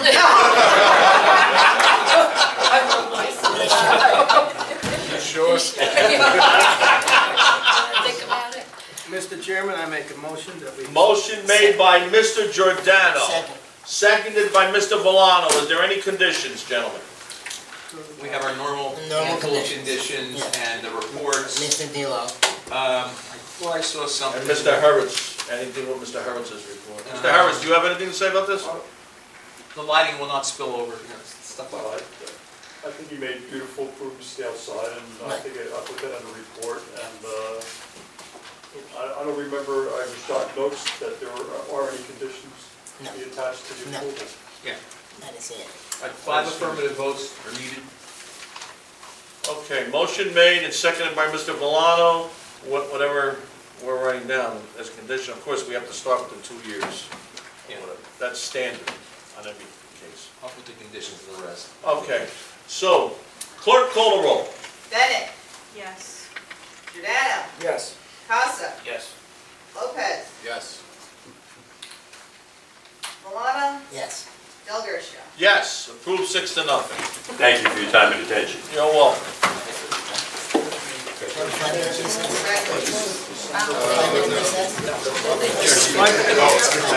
We will have a 10-minute recess. The regular meeting of the zoning board for October 4th, 2018 is back in session. And last case on our agenda is ZB 2018-08, and that's ATN Solutions LLC, 114 Cortlandt Street. The applicant is seeking approval to demolish the existing single-family dwelling to construct a new two-family dwelling. Mr. Chairman, notice and publication are in order. I marked it A1. Okay. Mr. Gassion, the floor is yours. Thank you, Mr. Chairman. Mr. Chairman, members of the board, council's name is Robert Gassion. The firm is Gassion Blanco, 524 Union Avenue in Belleville. Excuse me, my voice is going over. I represent the applicant in this matter, ATN Solutions LLC. My client is the owner of 114 Cortlandt Street. My client is seeking approval to demolish the existing vacant one-family home and construct a new two-family. The property is in an RB zone and the proposed use is permitted. There are two families, both relatively new, on either side of the property, and therefore no land available to acquire to increase the size of 114 Cortlandt. In order to use the property as proposed, the applicant seeks a number of bulk variances. The witnesses you will hear from are Yocasta Burgos of ATN Solutions LLC, Jay Cha, the architect, and George Williams is doing double duty tonight, appearing again as the planner. Ms. Burgos will give a brief history of the property and advise what it is she is seeking approval to do. Mr. Cha will describe the site, review the dimensions, and describe the proposed new two-family. George Williams will discuss the area surrounding the site and review the bulk variances. He will also discuss the planning and zoning issues and provide his opinion of the reason why the board is able to approve this application. I'd like to call my first witness, Ms. Burgos. Could you raise your right hand, please? With regard to this application, do you swear the testimony you're about to give shall be the truth? Thank you. You're going to have to say it. Yes. Okay, you're going to speak up too. Okay, I will speak up. Okay, could you state your name and spell your last name, but before you do, I'd like Frank and Tom, they still remain under oath from the... Yes. Yes. Yes. Oh, yeah, it's always good because we're on tape. So Okay. it's best to know that, yes. If you could state your name, last name, and spell it, please. Yocasta Burgos, Y-O-C-A-S-T-A, Burgos, B-U-R-G-O-S. Thank you. Ms. Burgos, where do you reside? 1 Mandeville Avenue, Clifton, New Jersey. And what is your occupation? I'm an insurance specialist. I work for the Social Security Administration. And are you the owner of 1/4? Strike that. Are you the sole member of the entity that owns 114 Cortlandt Avenue? Yes, How long have you owned Cortlandt Street? since January 31st, 2018. And is it currently vacant? Yes, and it has been for the past 5 years. And what is it you're seeking approval to do? Two-family house, 2 bedrooms, 2 baths. If you were to get the approval, do you plan on being the general contractor yourself? Yes, And if you do build this and have the approval, do you plan on retaining ownership of the building?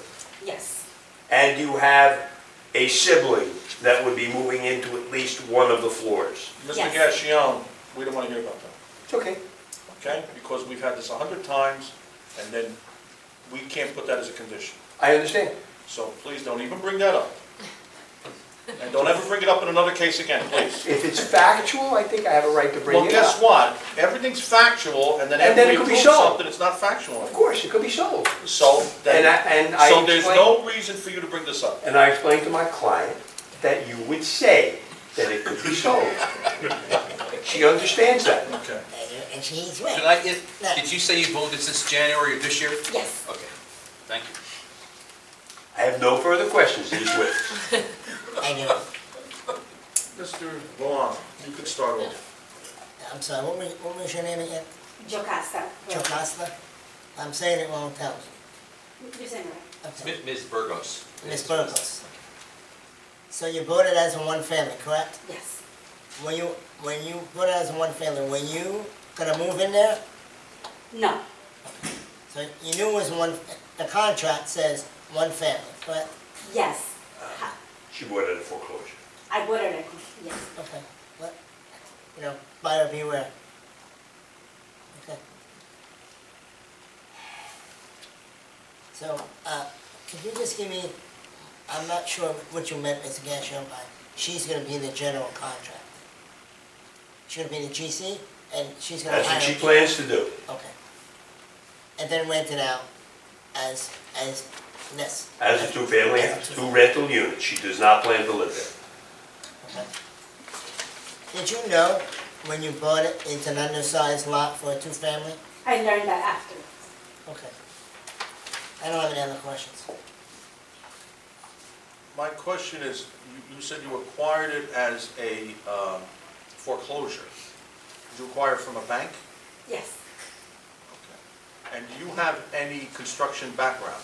I have another property that I actually kind of got it down and remodeled myself. Where was that? West Orange. And did you sell it, or you rented it? No, I'm renting it. You rented it. Now, when you bought this, you knew it was a one-family, correct? Yes. Okay. And you didn't go and find out what you can do with it, or what you couldn't do with it? No, I felt like I could remodel the property Right. and rent it out. Once I got in, the conditions were more worse than I anticipated. So you never looked at the property before you went in? I did. Foreclosure. It was Foreclosure. as is. As is foreclosure. Oh, that's what it was? Okay. All right, then. How much did you pay for this property? 117. 117. Okay, it was last January you bought it? Yes. See, I can't object to your irrelevant questions. You should though. At least you should object to something I said. Me, object. Object then. But Do me a favor. are you aware, let me finish this. Are you, Can I object? did you get Mr. Herritt's report? I'm sorry? Mr. Herritt's report? Mr. Yes, Herritt's our we engineer. have it. You have it. Did she see it? I Yes, saw you- you. Okay. Are you aware that this property is less, well, the width is half of what's allowed for a two-family?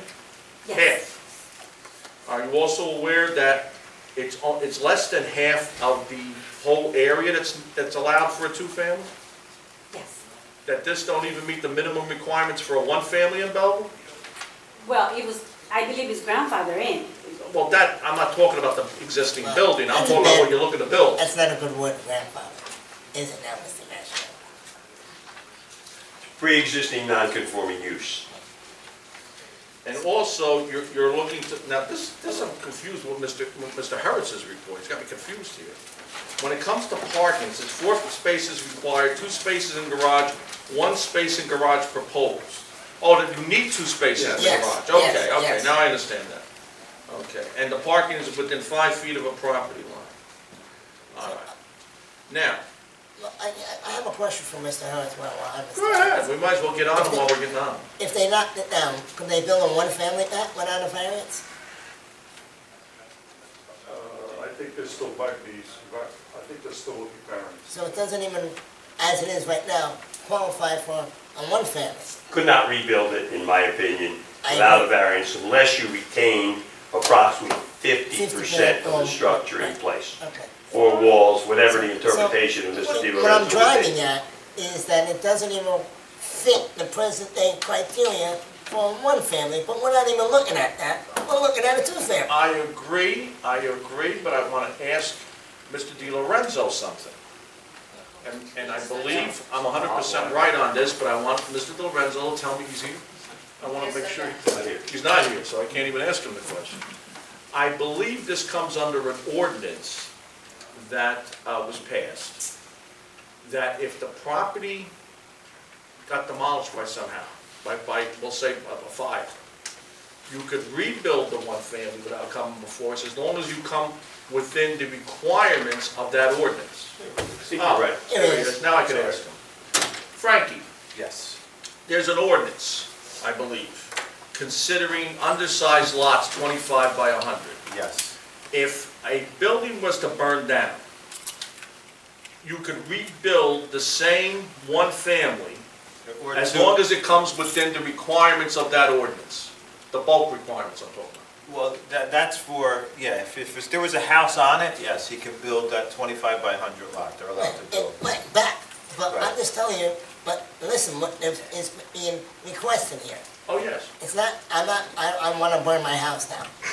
No, I didn't say that. It I never says, said that. it says, I want to demolish my home, right, and put a two-family, where I'm telling, my point is, if we didn't allow her to demolish it, she couldn't even get a one-family, without some additional variances. Is that actual, Mr. Di Lorenzo? Because I know there's a fire, but I don't know if there's anything else about it. She would have to get a variance to put a one-family back if she demolished it. He needs 40 feet, yeah, the width-wise. Right. You would Isn't need there 40. some ordinance? So it wouldn't come under that ordinance, am I correct? No, No, there's an ordinance now, if there was damage to the house to the extent of 50% or more, you're Right. allowed to put it back if it's a 1 or a 2. exactly. Right, but it has to come within the requirements of that ordinance. No, that's No? something else, that's the undersized lot ordinance. Yeah, the undersized lot ordinance, it comes up that certain things are allowed under the undersized lot Well, yeah, ordinance. the bulk requirements are different, they're more restrictive, This is not what we're doing here. Okay, No, just that's want to not make what sure. we're doing. And That's then not what we're doing there's here. another thing, another part of the zoning ordinance that states that if a 1 or 2 family is damaged to the extent of more than 50%, you're allowed to put that back, whether it be a 1 or a 2. Right, that I'm. What was there before? What was there before, Right. exactly, That- so If it was damaged. if it was damaged to... Exactly. And not expanding the. No, you can't. Okay, yes, okay. And I'm telling you, in a way, this is a passive destruction of a one and wanting to put something back. And my point, I don't want to keep rehashing it because you keep dismissing it. My point is, it doesn't even meet the one. Oh, I agree, 1000%. No fire, no damage, no nothing. That's my point. That's my concern. And it's really, And- only barely meets half the two. So that's all my point. I'm not saying that she couldn't, she did it once before, obviously she's qualified to do it. That's not my concern. My concern is the practice. Well, no, that's not saying she did it once before, because we don't know what went on. I don't care, I'm just saying, let's stay focused. I on am the focused, practice. you're the one who said once before, not me. On the practice. I'm done, go ahead. Where are we? Got board questions and then I public? Yes, asked my board question. question. I asked my question. Any other board members have questions of the applicant? I have a quick question. I think you answered it before, but I just want to confirm it. You said that you are not looking to sell this property. You are looking to continue to own the property after development. Correct. And rent it, as far as I remember, she said. Right. You don't plan on living in it, you plan on renting it out. Any other members of the board have any more questions of this witness? Mr. Gassion, you can go on to your next witness. Well, there is no public. Oh, well, wait, Mr. Mafucci, I'm sorry. Does any member of the public wish to ask questions on this? No, okay. I didn't see you there, Mr. Gassion, on the clock. I was going to wait, you done? For good reason, Vince Howard. Would you raise your right hand, please? With regard to this application, do you swear your testimony shall be the truth? I shall.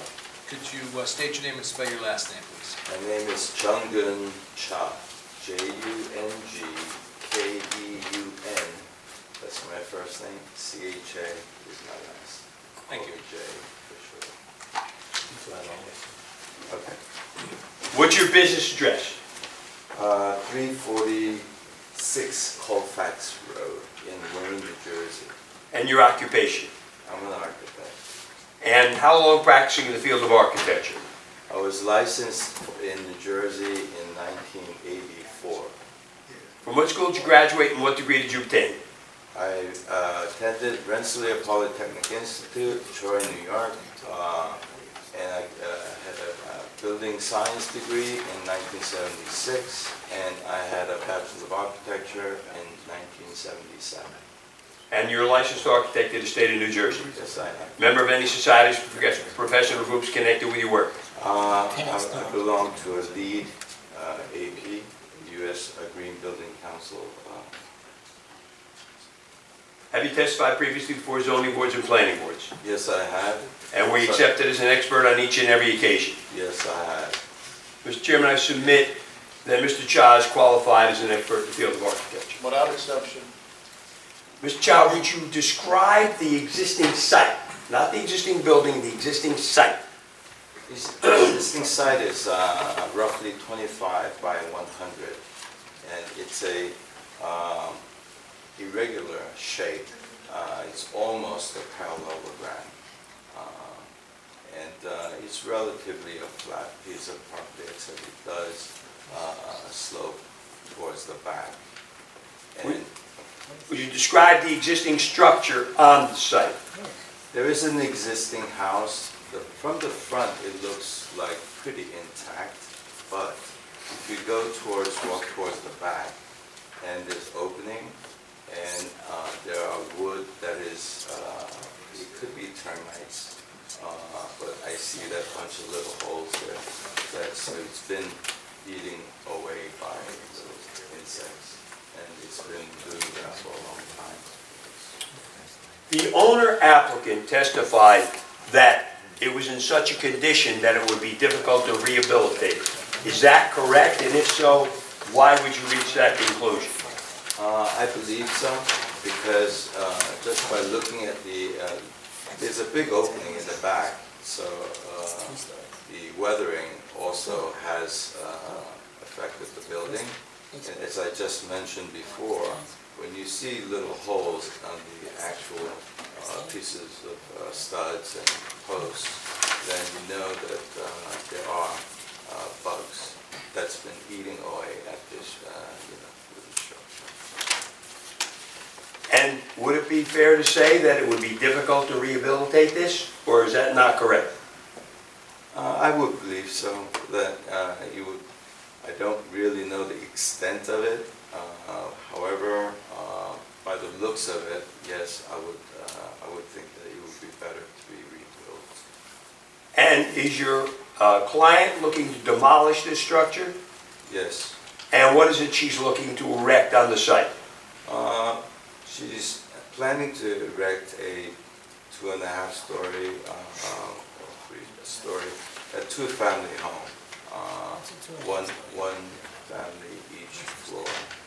Would you describe the proposed new structure she's seeking to have built? Basically, she's going to have a 2-bedroom, one-bathroom unit per floor. I thought it was 2 bedrooms, 2 baths. 2 bedrooms. 2-bedroom, 2-bath. Per floor. 2 bathrooms? Oh, sorry. Sorry. 2-bedroom, 2-bath. Can I interrupt for a minute? Can I? Did you make these plans? My associate did. So, She's not licensed in the state of New Jersey. I can have her testify, that's for sure, if you want. well, the reason is, he's given the impression he don't even know what the plans say.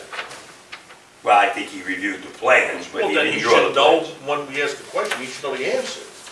Not that I think or I believe. I'm sorry.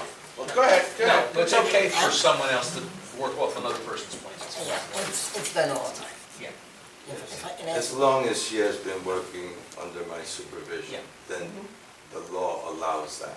Okay? Mr. Chairman, I'd be happy, Time of the hour. I'd be happy to have the person, she's here, happy to have the person who drew the plans testify if you prefer.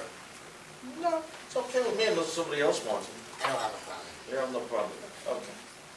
Did you have a question, Lee? Yeah, I do. Go ahead. I don't want you to get too far into it and then make you back up, Okay, okay? So when you walk in the front door, yes, right, is that ground level? yes, Okay, so this is on slab, correct? yes. Well, you would have a strip footing, But it's But built on, pretty much, it's a pretty slab much. construction, yes, correct? correct, Thank you. So you walk straight in, right? yes, And you have the stairs to go upstairs to the second floor, right? But you also have a door to walk past the stairs, right? To this tenant storage,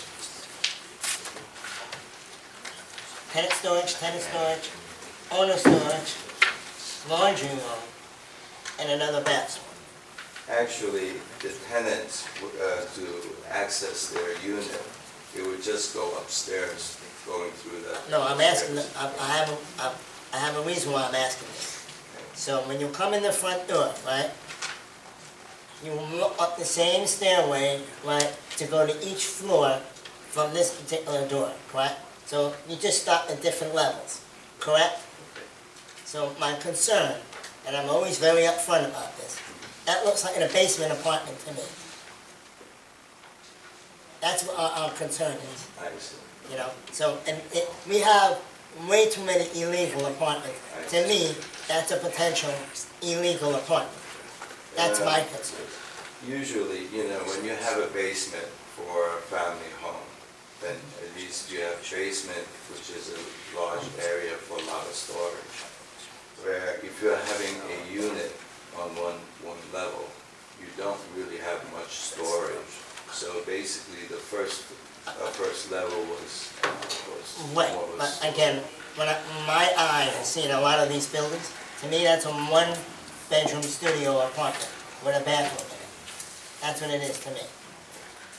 So, I'm just giving my concerns. Can I ask, why the bathroom on that first floor? Yes. This isn't really a basement, this is a first floor, there is no basement. There is no bathroom. So, what's the reasoning behind there being a bathroom in Yeah. this particular Who's gonna area? use it? Who's that usage for?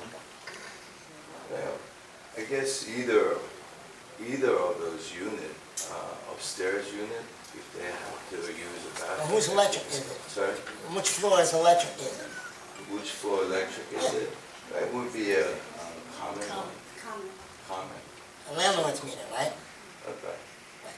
Which could be converted to a separate meter. That's my point. To me, and I know it sounds cynical, and I'm not trying to, but I'm just giving you the level of our experience as a board. This is what we see, and that's how we interpret a lot of these, because there's a lot of illegal apartments built this way. This is not an accusation. It's just, I'm sharing with you what we see and what our concerns are. Because I don't like, I'm straight up front. To me, if it was for storage, it'd be wide open. You have rooms clearly defined there. That's my I concern. mean, if you want to look with that kind of insight, I mean, this could be a single room occupancy. I mean, any bedroom could be a single room. You're right. So any And kind that also went so through my mind too. Any kind of household, right? So No, not any it- time. It could, Like I said earlier, in the last case, the best the future is the history. This is a lot of what we see. My client's happy to remove the bathroom. As far as the tenant storage, they like to have That's separation. The bathroom Pardon? my bathroom is actually my biggest concern, They're happy to remove it. okay? Can I ask a question? In the laundry room area, yes, there is two boxes. I assume the two boxes are the washer and the dryer. yes, What is the box with the X in? Is that a shower? slop sink, That's a slop sink? yes. Okay. You would like to put pre-wash, Continuing the questions about this first floor, you look at the architectural plan, the overall width of the building is listed as 18 feet 11 inches. Look at, just do some basic math here. The laundry room is listed at a width of 12 feet 6 inches. The one-tenant storage room is also 12 feet 6 inches. You add those two numbers together. There's a typo there. That's 25 feet, and There's you're a saying typo that the there. overall building is less than 19 feet in width, so Yes. there's got to be an error here, that those numbers don't add up. Your two rooms will It's a span a typo. total distance of 25 feet, where the overall width of your building is 1811. Right, but the overall dimension, which would be the footprint of the building. Don't look at What's the corrected numbers?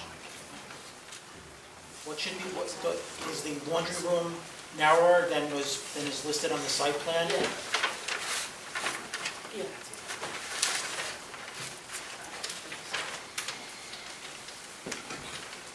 I assume the two tenant storage rooms will remain 12.6, but I guess it's the laundry room that's narrower than is depicted. The laundry room's 8'6", The laundry room is 8.6. and the storage room is 9 feet. The storage room is not. Both storage rooms are 9. Yes.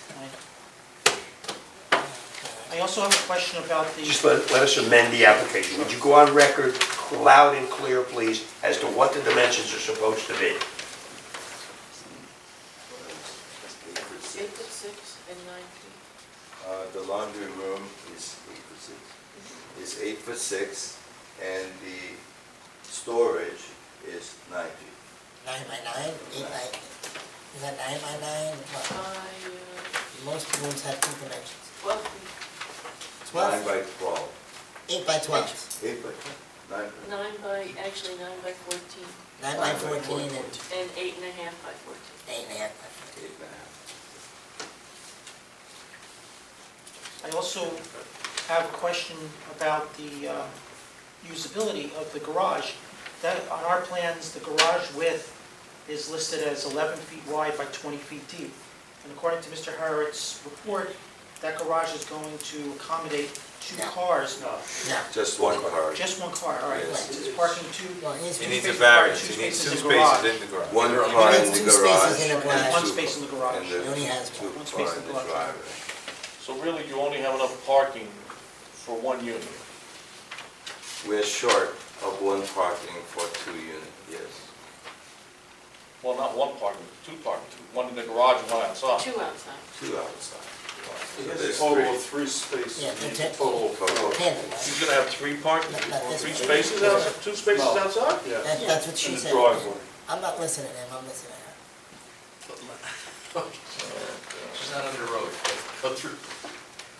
Can we put her under oath? Well, let me ask you another question, before everybody else asks you a question. Have you gone into the existing building? Not inside, no. You haven't been inside at all? No. Is Yeah, there a basement to this building? But yet he existing knows, building? but yet he knows that it can't be. Can I have a recess? I think you should. Let's have a recess for 5 minutes. Can't be rehabbed, yes. With regard to the calculations, the issue of the architect not having been in the building, I'd request an adjournment to the next regularly scheduled meeting of the board. And obviously, I understand it's continuation. Yes, we'll continue this, we'll finish your case first. Thank How's you. that sound? Can I be nicer than that? Without further notice, it's adjourned to the next regularly scheduled meeting. Yes. Which Okay. is November 1st? November 1st. So anybody in the audience, ZB 2018-08 is being adjourned to November 1st, 2018. No further notice in the mail or in the newspaper. Mr. Gassion, would the new plans, well, the revised plans show a deletion of the bathroom in the first floor? Yes, it will. Okay. So we're getting new plans? You'll get revised plans, absolutely. And proper dimensions. It may be, Mr. Chairman, Yes. it may be that I'm forced to John, What? is it the third or the first? take it beyond November 1. Says on here, It's the Thursday the first. 1st. Thank you, you said third. Oh, no, I'm sorry, the 1st. I thought I said the 1st. No, you said He did first. say. I think you I said did say the first. 1st? See, I did say the 1st. Willie, you got to get your ears. Mr. Chairman, Yes. Third too. we're adjourning to November 1, but there's a chance that the plans don't get done in time, and we may have to adjourn again. I just want to go on the record with that. You can do that. I just Okay. got a question for you. Are we gonna get the other case in its place at least? Yeah, we have two other cases that are supposed to be ready. I Well, know. no, I can't guarantee you the Washington Avenue one. He No, didn't I'm use not it. talking about that, I'm talking the other one. Yes, that's supposed to be ready. Did you give the new plans in already for Mr. Harrison? Supposedly that's gonna be done. I'm depending upon the architect. I thought you handed them in already, you didn't do that yet? No. We done there. Oh, God. I need a drink. Two. Can you get them in by at least the 15th? If I was drawing them, I guarantee you I could get them in. I am not. It's not I your, don't know, you're not an architect. Thank you. We're You're adjourned on this one to November 1. Yes. Again, it may be that it has to go another month. Well, if But we're on the if agenda you're for ready November on 1. November 1st, I will let you go first. Thank you, Mr. Can I Chairman. be nicer than that? No, I wouldn't. Well, we already started it, so I'd like to finish it, you know. Okay, motion to adjourn, anything else? Motion Anything else we got? Okay, adjourn. George Hank. All right.